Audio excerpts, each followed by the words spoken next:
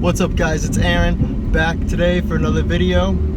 As you can see, it is finally summer out, and if I was not recording a video, my windows and sunroof would be wide open enjoying this nice summer air. So for today's video, I've actually got lots of comments on the channel about this topic, and that would be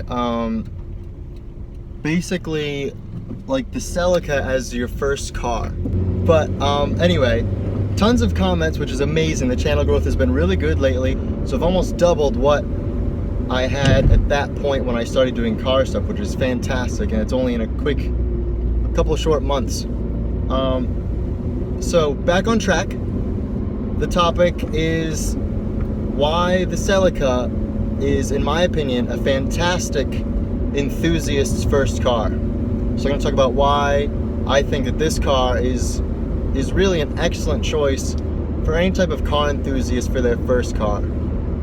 So starting off, the Celica is a two-door coupe, obviously, and what's not to love about a two-door? It looks very sporty, it is very sporty, it handles very sporty, and the car enthusiast generally doesn't love taking people everywhere, so this car is perfect for that because there's only, 4 seats, basically 3.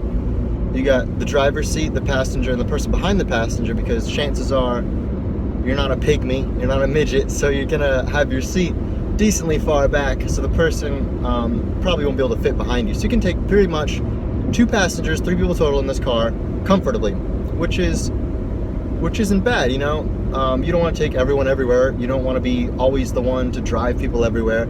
And with a two-door, you're gonna really get out of that predicament. You're not gonna have that issue because your car's too small. No one wants to ride in the back seat because it's kind of small. It's much smaller than a sedan or an SUV, or for a minivan for that matter, or a truck. So you're gonna get out of dragging people along places, which is really nice. Another reason is because as I said earlier, it's very sporty. So if you're an enthusiast, you love sporty cars, you love sports cars, and this is a great way to get into it because it's a nice entry level, not too much horsepower. You got about 140 at the base GT, and a little bit more than that, 180 I think for the GTS. So that's a perfect level for horsepower. You don't need too much. You don't want to get thrown into a tree or anything by some crazy insanely powerful sports car. So that's excellent. It's a perfect amount of horsepower, I feel. I mean, it's got get up for sure.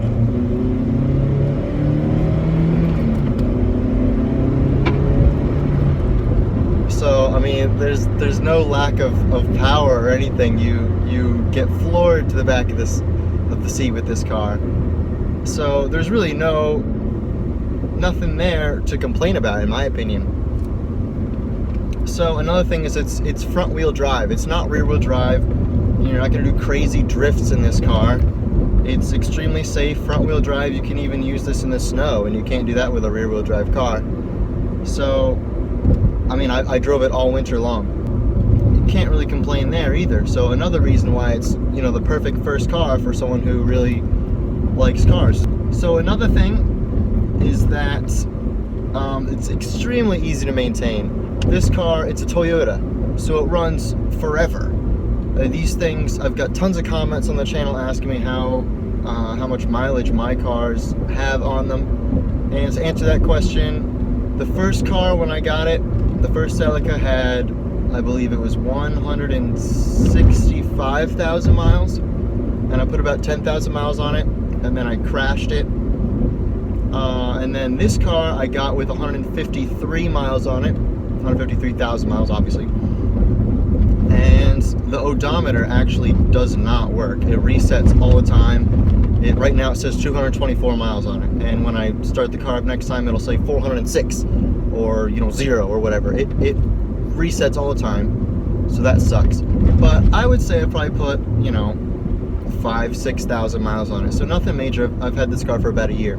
You can look at Celicas on Craigslist, and they've got 238,000 miles. So as long as you're looking for a Celica as a first-time car for yourself or whatever, you're gonna find a lot of them around 150, 160, even 170. And that's basically nothing. The car's, I mean, it's not brand new, but it's practically brand new because these things go for so long. It's insane. These things just don't stop going. As long as you really take care of it, you know, oil changes, don't floor it every chance you get. But this car is gonna last you for a really, really long time, as long as you get it at a decent, you know, 150,000 miles, and that doesn't seem low, but it really is in relation to this car, because they go for just so long, which is awesome. So it's another reason why it's perfect for an enthusiast, because you're gonna get it when you're younger. You know, you get your license at like 16, 17 or whatever, and you don't have money to get more than one car in like a couple years. You want to make the car last. So as long as you can get it decently low mileage, and these things, you know, they're 10 years old pretty much at this point. You know, the newest one you can get is already 10 years old. Mine's 15 years old. But you know, you don't have enough money to be replacing it. So if you have a car that you're looking at, a Celica, that has, you know, 150 miles, that's where they're all going to be. They're all going to be around that mileage range because they are so old at this point. Wow, that guy did not stop at all. All right. Another thing, they are extremely easy to mod. So there's 1.5 billion things you can do to this car, because it is an import, and imports typically have a ton of things you can modify. And this car is no different than any of the rest. The lighting is absolutely atrocious in the video, I apologize. But anyway, you can get exhaust, you can get the, you know, higher end leather seats from the other GTS, headlights, tail lights, what else? So many things you can do to this car. You can mod this car any way you want, and it really pulls it off nicely. So once again, another reason why it is absolutely ideal for the car enthusiast, because everyone knows car enthusiasts love to modify their cars. Another thing why they're excellent for an enthusiast who's you know, buying their first car is because they get fantastic gas mileage. They are, you know, a 4-cylinder engine, 1.8 liters, so pretty small engine, you know, which means it doesn't take much gas. It really doesn't need to be filled up that often. And on my other car, I took a trip to Vermont in it, the automatic Celica, the first one, and that got up to 35 miles a gallon. So that's fantastic. That means less gas fill-ups, less money going into buying gas for your car. And that's also great for a young person because, once again, they're going to be high school age, college age when they get their first car, and you just don't have that much money. You know, the whole broke college student, it's real.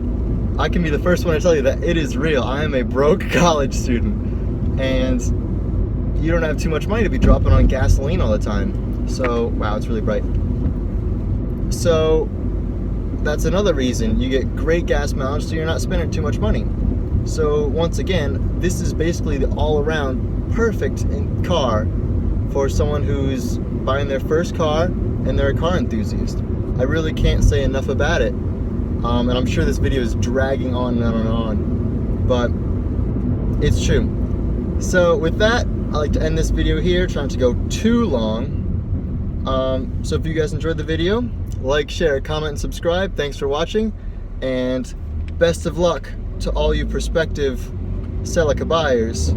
I can't say enough about this car. It is fantastic and an overall perfect car for an enthusiast. See you later, guys. Thanks for watching. Okay. What are you doing? Oh my heavens. This person is driving in the center brick turning lane. Oh my god, what is going on? People are insane right now. Totally lost my train of thought. This car is extremely modifiable. Is that a word? Customizable, maybe? I don't know.